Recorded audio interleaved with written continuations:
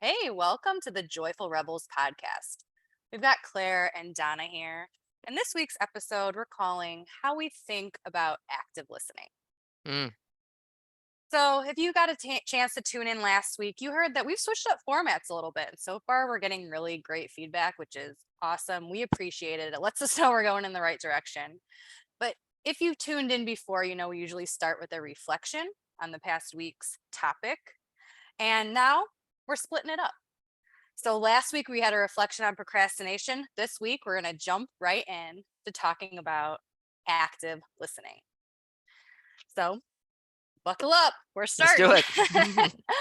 So active listening, what is it? Well, it's listening to actually comprehend and remember what the other person is saying. It's being engaged, giving that person our full attention. It's different than what we call critical listening, which is where we're listening in order to respond or reply. So, in active listening, really, it's for us to understand. It's empowering because then we can offer our support and empathy because we actually hear what the other person is saying. It goes beyond just hearing their words, though. So, you've heard me say it a few times already. It's about understanding the meaning and the intent of what the other person is saying. You're asking questions, you're an active participant in the conversation, hence why we call it active listening. Mm, And active listening is important for a lot of reasons. It helps build trust and respect between people. I know that I like it when I'm aware that the person I'm talking to is actually listening to me, right? Instead of being distracted or thinking about what they're going to say. It can also help to reduce misunderstandings, right? Sometimes we go into a conversation and there's a lot of assumptions going on that can lead to more conflict. But if we're actually truly trying to understand what the other person is saying, we can reduce that conflict and misunderstanding. So, active listening, a really important skill. I'm going to say, honestly, for me, something that I actively have to work on. It can feel clunky to me to be in a conversation and have my focus be truly on what the other person is saying. And mom, I know when we speak, it seems to come a lot more naturally to you. I look up to how you have conversations with me, with other people, and it really does seem to flow a bit more naturally. Would you say that it feels easy to you? I think it's getting easier for me, and I appreciate your awareness on that. It's not conscious for me anymore, so I don't Mm. have it where I'm like, oh, I'm doing so much better. But I love the progression of this, and you really beautifully stated, why it's important to help us learn and grow here, because there's a lot of misunderstanding in the world. We live in a world where it's really easy to misinterpret somebody. It can be, and we're also living in a land of distraction. So you put those two together, and the odds that we can communicate clearly and be understood, seen and heard, like seen and heard, I think are a bigger deal than they've always been a big deal. But I wonder if that's even heightened now, especially after the last few years and what everybody's gone through. Mm. So it's been a process of trying to listen. And I guess part of knowing myself and all of these topics that we talk about and the ways that we try to apply it and the ahas that we have all go toward knowing ourselves better. When Mm. I know myself better, I get a better grounding on how to behave. And one of my core values is I want to reduce the amount of times that I'm misunderstood. I don't want to eliminate it. That's not realistic. I want to reduce it. And so I find if I'm listening to respond, it just got me into all sorts of trouble. So it did. And I can think clearly about the times that it would happen. And we'll get into some of that in a bit. But this is one of the beautiful things about getting older. I am not going to lie. Sometimes people think as you're getting older, you're getting wiser. Maybe, maybe not. But I think that you just accrue a bunch more data points to Mm. go, oh, I saw that one over an expanded time frame. And I could see when I do this, the outcome is generally not so good. So when you can look back and see some patterns and look in the rear view mirror, I do think I've done that in this space. Still a work in progress, like you too, Claire. Like this is always going to be something that is important. Like it continues to fuel wanting to be, less misunderstood, but also with the desire to want to connect with people more. So it really is important. I feel a little bit more comfortable with the skill set, but always still working on it, whether I'm consciously making a lot of decisions or just sporadically. It's still in my world, and it's still dynamic and moving. So I'm glad you see some growth in there. I know it feels better to me. So that's the bottom line. Bottom line is I feel that I have been able to sidestep, not engage, find more resolution quicker with some conversations, because I've just listened and didn't just try to rush in to either fix or Mm. provide perspective. Like I just didn't. And so I have found the benefit of what it looks like with that. And so I'll just keep playing in that space because I think we're onto something. That makes I like sense? that. Yeah, I like that. You get some of that feedback that, oh, this is actually making things a bit easier, building better connections. And once you get that feedback, it's like, okay, yeah, it's giving me motivation to keep trying. Because when we say active listening, that's implying that you are taking some type of action, right? So now we're actually going to jump into a few techniques that you can use, maybe ones that you should avoid and what you can try instead. So we'll try it like that. So for the first one that we've got, active listening, something to avoid might be if you're really distracted. Avoid distractions, checking your phone, multitasking, and instead, the technique that we should try is being present, being fully present. So you're in this conversation, and that really allows you to concentrate on what's being said. And it's not just your ears that you're using here. You can actually use your other senses too, right? We talked about people being seen and heard. So we're hearing them with our ears, but we're also using our eyes so we can pay attention to what they're saying, but also things like their nonverbal cues. And there's a stat out there that as much as 65% of a person's communication is unspoken. Mm, So paying attention to what they're saying, but also their body language. You notice the speed that someone's talking, that can tell you a bit about their emotional state. Um, and paying attention to their body language, but also your body language. And this is, I mhm, think, an interesting one because sometimes when we're listening and maybe we're not paying attention, maybe you have something like your arms are crossed. And, whether it's intentional or not, that can come across as, being more aggressive. Or maybe you're looking away quite a bit. Facial expressions are important. So you've got expressions. So maybe if you ever heard, you have the RBF, if you know mm, what that means, and I'm not going to say it, but even being aware of like what face am I making right now. And I know that when I'm talking to my kids and sometimes I'm not giving them my full attention, it's they can tell by the look on my face, like I'm just not intently listening to them. And there's actually some data to show up how the importance of eye contact. And I know that if you're face to face with someone, and this is from personal experience, like keeping and holding eye contact can at times feel weird, maybe, there's mhm, some vulnerability there. But one tip is to follow what we call the 50-70 rule. And that's, hey, maintain eye contact for 50 to 70% of the time. Hold that contact for maybe 4 to 5 seconds and then you can look away. So you're not having to go in and be deeply locked into someone's eyes and staring at them the whole time that they're talking. But if you notice that you're someone that avoids that type of eye contact, then maybe even having these numbers in your head, okay, I am going to try to maintain some eye contact for a while because I want that person to feel heard as I'm speaking to them. mm. So what do we think about that, Mom? Yeah, I love knowing that there was data around it for a time frame, because all you've had to do is have somebody stare at you too long. You're like, oh, super creepy. That's super creepy. That's not staring. Because when we're looking into each other's eyes, I've heard it said where that's like the window to your soul.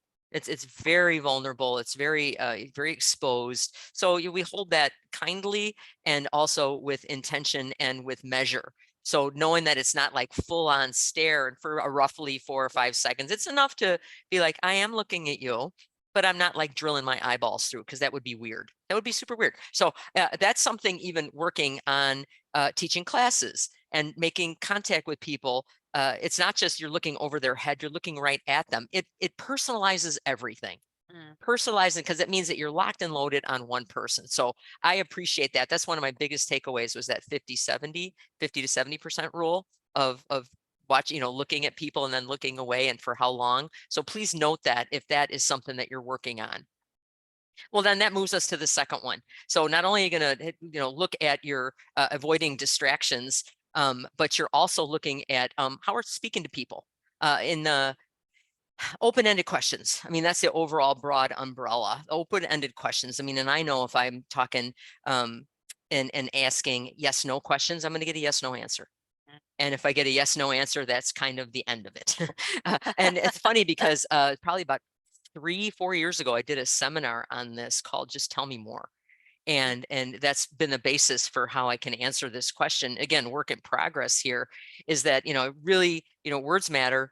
Really try to avoid the shoulds, like you should, or this, any kind of negative um, rule following language. We're trying to essentially just give somebody some space to talk, because it really is a twofold benefit on that. So if I'm asking questions and wanting to get more information, what that does is it gives me more time to learn what they're about, because I don't really have a handle on what they're saying. So I'm not really comprehending. So I'm not really dialed into what they're saying.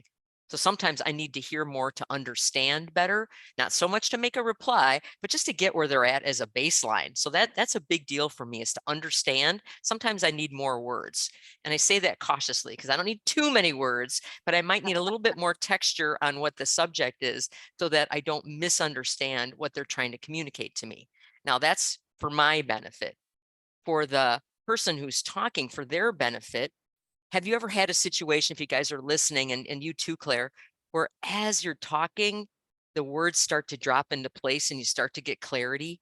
Like the processing's happening, and as it makes its way from your brain out your mouth, there's a bit more clarity as you're saying it. Because when I think things, they tend to be kind of cloudy. I'm thinking about a lot of different things. I'm jumping from topic to topic. When I'm speaking, it actually, like, there's a smaller portal as it's coming out of my mouth. And so there's a bit more clarity there. So I think that's a really generous thing, to allow that person a little bit of time and space to get clear on what they're thinking. So again, what I have found is that if I'm listening and I'm trying to respond to that person, so more critical, then what I'm doing is I'm guessing. And I don't want to guess that much. I mean, I don't, because what I have learned, to your earlier point, Claire, if it looks like sometimes it can be with some ease that I listen or have a conversation, it's because I've gotten it wrong a lot. I have uh, guessed at what I thought the person was going to finish saying and then responded in kind, and it was not correct. Like we weren't on the same page. It created more confusion. And I just feel like I had so many of those data points where it was like, that's not working. Maybe it's time to try something else. So what it does is it just takes the pressure off. I'm going to ask you some questions. Just give it a little bit of space for this person to kind of figure it out so I can listen, so that we can both have a moment and that we're both on the same page, at least with some understanding. So especially if you're a teacher, or you are a trainer, or a parent, or any kind of leader, like most often people do speak to us, or at least in a certain percentage, they want some answers back or some suggestions.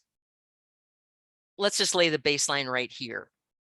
We can talk to people and provide a perspective for sure. But when they can uncover it, just like when we go about our week and we reflect on it later, like, oh, this is how it looked to me this week. Like we discovered it. So again, when we're talking about concepts in general listener here, and you're hearing something that sounds kind of familiar, but if it sticks with you and all of a sudden during the week, you're like, oh, there it is. Like it didn't matter what we said. It's you came to that thought process because you were figuring it out as you go. And because we interact with other people so much, we can have all those little interactions where people figure things out without us having to go in and just kind of get our fingers all over it.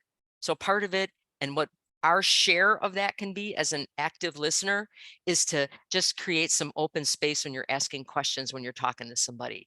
Avoid the yes nos, avoid the shoulds or the shouldn'ts, and just give them some room to get some clarity as they talk about what's happening with them. How does that sound? Yeah, that's a big one for sure. And in teaching experience and parenting, like you said, if you ask a yes no question, you're going to get a yes no answer. And then, okay, what's my next question? So, I mean, you can, if thinking on the spot, and we think much faster than we're able to talk. So I Mm, think we also need to understand that even if we're, oh no, what am I going to say? Just know that you in your head, wheels are moving really quickly. So But something that you can do is have a couple things ready to say. Can you tell me a bit more?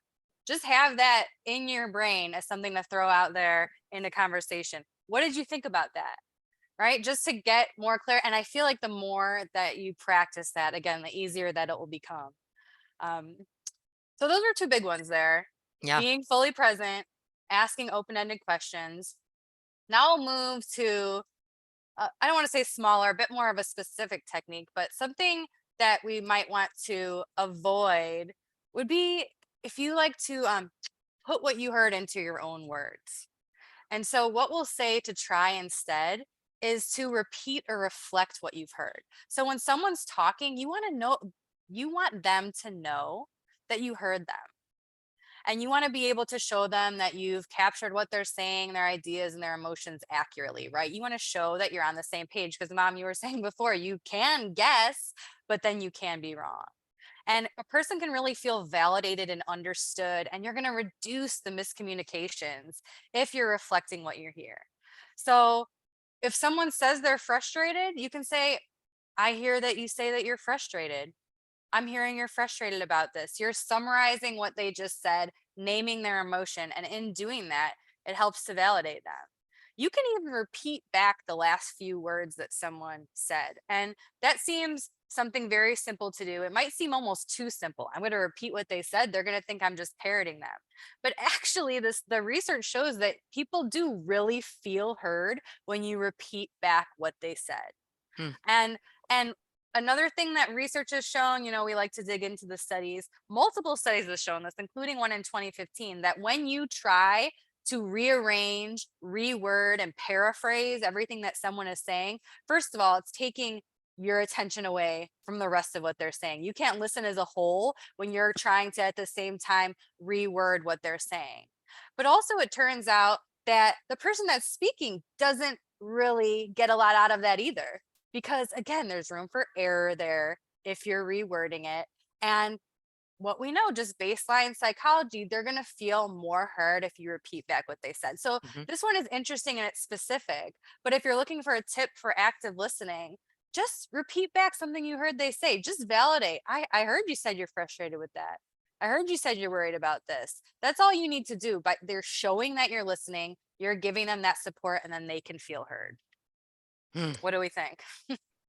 I think that that's brilliant because I really have been guilty. I don't even know if I like that phrasing, but I would try to jumble the words up a little bit to let them know that I had processed it and creatively can, Yes. say, but it's like it's not necessary. So when we speak to, women who overthink, there, Mhm. that showed up right there for me, that was an unnecessary side journey that data shows reduce the amount of understanding.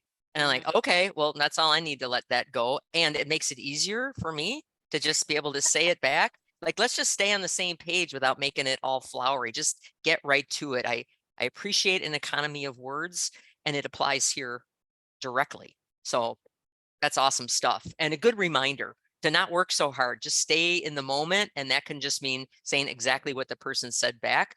Because sometimes I need to hear it twice. Like, I said that. Like, Mhm. it's a confirmation. Mhm. Like, Mhm. okay. So it serves a whole bunch of functions.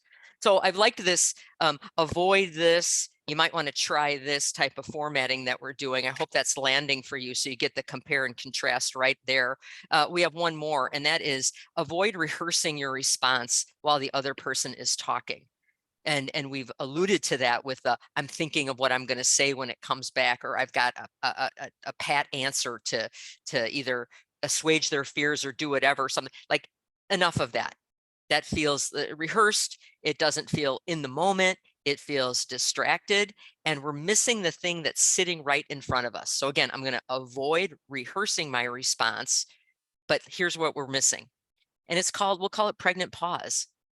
We've referred to it as holding space, or just giving the situation, to an earlier point as well, some oxygen. Just give it some time. Sit there and be quiet. Let everything land. I don't know about you, but sometimes there'll be a great thought that somebody said, and it takes me a couple seconds to have it like, oh, that's what you meant. And we're moving so fast. And Claire, to your earlier point, we think so much faster than we speak. Well, that even pertains to I'll hear something and then my thought process is going really fast, just give it a moment to let the play slow down. So, and that is a skill that can be learned, but my guess is you all have that inherently in you, the ability to do the pregnant pause or hold space. I want to give you a couple of details on the hold space that I hope makes it easier for you, or at least provides context. When we talk about holding space or creating something where you're not answering back, you can have empathetic, a great body language, you can hold appropriate eye contact, but you're not just gone. You didn't check out. You're in the moment with the person with empathy. So you're hearing what they're saying, you're letting it land, and let's just make sure that we're all on the same page with what empathy is. And I like this definition from emotion researchers. So I like that whole category. So that's only one of the few things they do is look at emotions and how to define them in a way that is usable. It says the ability to sense other people's emotions. So that's a guess, an educated guess, but it's a guess. And coupled with the ability to imagine what someone else might be thinking or feeling. So we're going to walk next to them. We're not saying we have exact, hardcore data that that's exactly what they're thinking or feeling, but we're sharing the human experience with them. Now, I don't know if that sounds too granola crunching for you, because there's some of that language that when I put it like that, I'm like, I don't know why, but I have resistance against that. But when I see it in practice, that's exactly it. It's like I'm there, I'm open, I'm listening to what you're saying. I've got an idea, like I'm kind of like I'm with you. Like I'm not in your shoes, but I'm with you, and I've got an idea because I've been in that as well. And that means that the other person gets that sense of being seen, being heard. Again, the last few years have been rough. So being seen and heard might even be more important than it ever has been. And if you tell me that if I'm quiet and I can help somebody feel more seen and heard, that sounds counterintuitive. And yet it's not, because we've got all this stuff in ourselves. And when we can figure out, have the necessary support, but draw conclusions and perspectives and have a way that is so personal, how it lands for us, then that's the stuff that creates change. Mm. Claire and I will bring up topics, so we'll talk about them. But again, we're going to go live them to see actually how they look. And when we experience what it is, then we're like, oh, there it is. And I wonder, like, maybe that's part of it, Claire, is I'm there through the course of doing this podcast and having all these great topics top of mind, there's all this refinement happening because I Mm. get to live and be aware and keep something top of mind. And it's like a great science experiment / game. And that's how I'm looking at it. It's so fun. I'm like, I did not know that, or that's incredible, or I can make life easier that way. Or one of your earlier points from before, you're like, if your life is 2% better, you're a little happier, you're a little bit more peaceful. Like, that's it. I think that's the magic sauce of why we connect. And we've got 4 tips here on how to be more active listening. And hopefully, whether it's really avoiding some distractions, you got the open-ended questions, you're going to paraphrase, you can paraphrase what the other person said, and you're going to avoid rehearsing your response, provide a little holding space. Like, what does it look like? Like, what does it look like in an actual conversation? You So yeah, how does that look in a real conversation? And that's something that we are going to jump into next week. So next week's episode will be our reflections on active listening. So what can you do in this next week? You can try out all these tips that we just summarized. And also just know that when we're reflecting on it next week, that's your chance to reflect on it too. That's your chance. Because again, the more we're looking at these things, we're refining it, we're noticing it in our own life to get to know ourselves just a little bit better and to make our lives just a little bit easier. So until next time, Rebels.